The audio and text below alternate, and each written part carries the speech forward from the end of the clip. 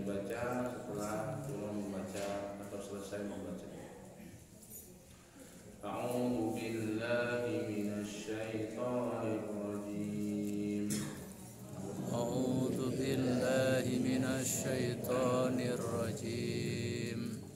Bismillahirrahmanirrahim. Bismillahirrahmanirrahim. Kadzabat Samud bitagwaha. Kadzabat Samud bitagwaha. Idzin ba'atsa ashqaha. Idzin ba'atsa ashqaha.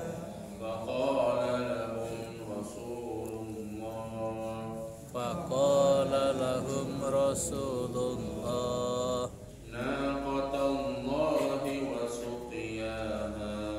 Naqatallahi wa suqiyaha. Fakadzabuhu fa'aqaruha. Fakadzabuhu fa'aqaruha. Fadamdama 'alaihim rabbuhum. Fadamdama 'alaihim rabbuhum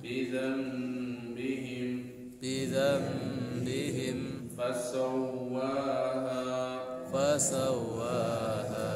wala yakhafu uqbaha. Itu surat Asy-Syams ayat yang ke-11 sampai yang ke-15, ya, surat yang ke-91 dalam Al-Qur'an. Setelah sebelumnya Allah Subhanahu wa taala menyebutkan 11 sumpah dengan makhluknya, kemudian Allah Subhanahu wa taala menyebutkan isi sumpahnya. Ini sudah pembahasan pertemuan sebelumnya, yaitu qad aflaha man zakkaha wa qad khaba man dassaha. Sungguh beruntung orang yang membersihkan jiwa, dan sungguh merugi orang-orang yang mengotori jiwanya. Kemudian ayat 11 sampai 15 ini Allah Subhanahu wa taala menceritakan tentang sedikit kisah kaum Tsamud, yaitu gambaran orang-orang yang jiwanya kotor, yang dia kemudian rugi dunia, rugi di akhirat. Allah Subhanahu wa taala berfirman, kadzabat Samud bitagwaha.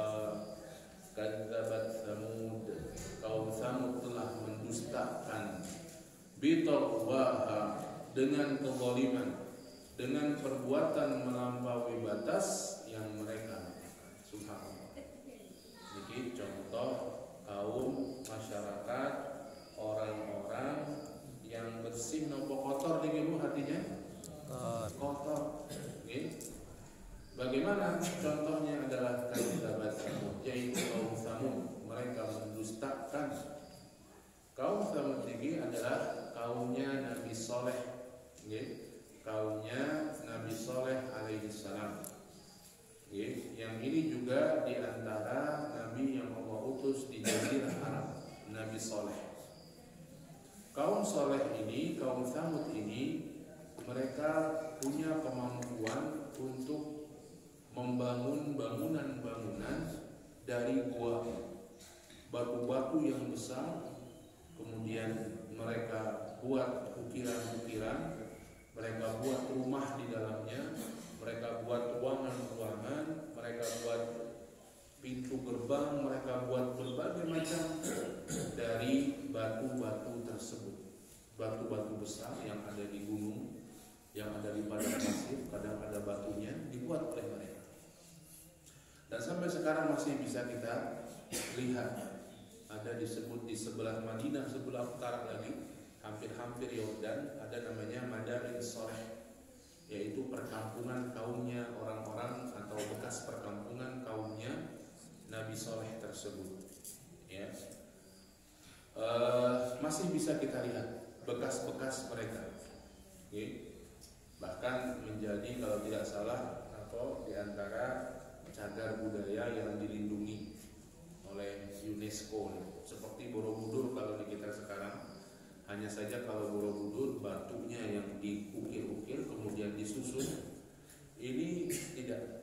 Batu yang bongkahan besar dibuat dalamnya ruangan-ruangan. Dan Masya Allah, detail sekali, okay? Sangat detail sekali ukiran-ukiran yang mereka buat, ya.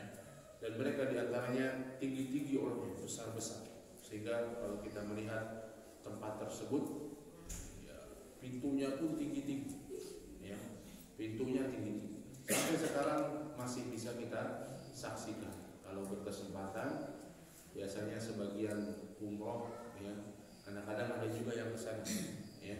Ini adalah Madain Saleh, tempatnya dulu bekas kaum Tsamud, kaumnya Nabi Saleh alaihissalam, ya. Bagaimana kisahnya? Kazzabat Tsamud bitaqwa, mendustakan kaum Tsamud, mendustakan siapa? Mendustakan Rasul yang Allah turunkan kepada beliau, yaitu Nabi Saleh alaihissalam. Maka demikianlah orang yang mendustakan Rasul adalah orang yang kotor hatinya. Okay? Orang yang mendustakan Rasul adalah orang yang kotor hati. Sebaliknya, orang-orang yang bersih hatinya adalah orang-orang yang mentaati Allah dan mentaati Rasulnya. Tadi dibaca, saya sambil sempat mendengar, ya, firman Allah Subhanahu wa taala, "Wa ma ataakumur rasulu fakhudhuhu wa ma nahakum anhu fantahu." Ini perintah Allah, okay? Apa yang Rasul berikan kepada kalian, ambillah. Apa yang Rasul ajarkan kepada kita, ambil. Apa yang Rasul sampaikan kepada kita, ambil. Jadikan pegangan, jadikan pedoman dalam kehidupan. Kalau itu perintah, kerjakan dengan sebaik-baik. Kalau itu kewajiban, kerjakan dengan sebaik-baiknya. Kalau itu hal yang sunnah, kita berusaha untuk mengerjakan. Wa ma nahakum anhu fantahu. Apa yang Rasul larang, maka tinggalkan. Kalau itu hal yang haram, tinggalkan sejauh-jauhnya. Kalau itu hal yang makruh, kita berusaha meninggalkannya. Okay? Inilah orang-orang yang beruntung dalam kehidupan dunia dan akhirat. Karena tidaklah Allah dan Rasulnya memerintahkan sesuatu melainkan pasti maslahat bagi manusia. Okay? Kita diperintahkan sholat, ada maslahatnya bagi manusia. Kita diperintahkan zakat, ada maslahat. Ibadah pada Allah, kemudian orang-orang pun bisa mendapatkan kesejahteraan dengan zakat. Kita diperintahkan berbagai macam perintah Allah, pasti maslahat bagi manusia. Demikian pula berbagai macam larangan Allah dan Rasulnya, pasti mudarat bagi manusia, bahaya bagi manusia. Ya, kita diperintahkan atau kita dilarang untuk berbuat zina. Zina itu mudarat yang besar bagi manusia. Orang yang berzina melecehkan kehormatan orang lain. Orang yang berzina, anak keturunannya tidak jelas nasabnya, tidak jelas asal usulnya. Orang yang berzina rentan untuk diikuti penyakit.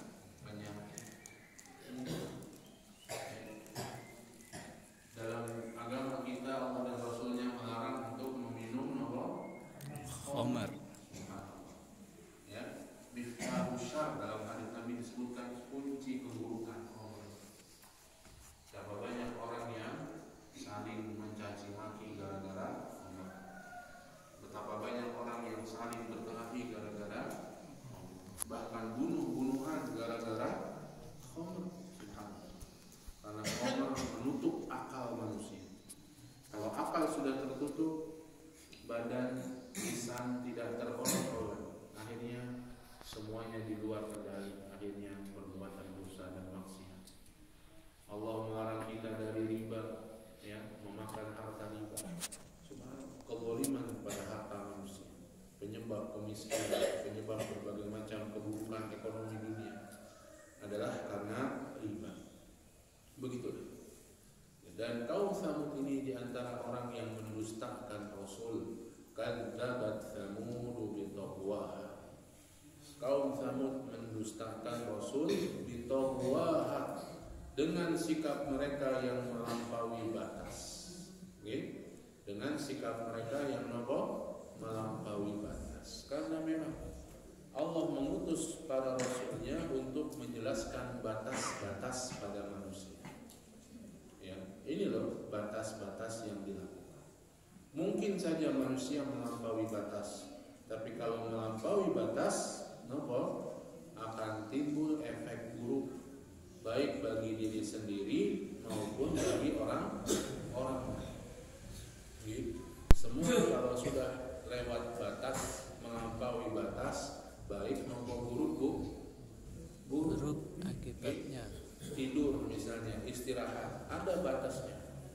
Tapi kalau tidur terus sepanjang hari, ya pagi tidur, siang tidur, sore tidur, maghrib habis maghrib tidur sepanjang. Kira-kira badan pegel-pegel atau seger? Nah, tidur terus. Pegel atau seger lah itu? Pegel-pegel. Ya. Tidur, istirahat pun ada batasnya. Kalau melampaui batas, timbul mudarat bagi manusia. Ya. Makan minum ada batas. Ya. Kalau melampaui batas, diabetes jadi. Kalau melampaui batas, jadinya darah tinggi dan seterusnya. Semua ada batas-batasnya. Maka begitulah Rasul diturunkan oleh Allah Subhanahu wa taala menjelaskan batasan-batasan manusia sebagai ujian bagi kita. Ya, apakah kita mau tunduk atau tidak? Memang manusia nanti bisa kelewat batas dan banyak sekali manusia yang melampaui batas. Tapi kita lihat, setiap yang melampaui batas pasti akan menimbulkan keburukan, menimbulkan mudarat baik untuk diri sendiri maupun untuk orang. Maka Allah sebut di sini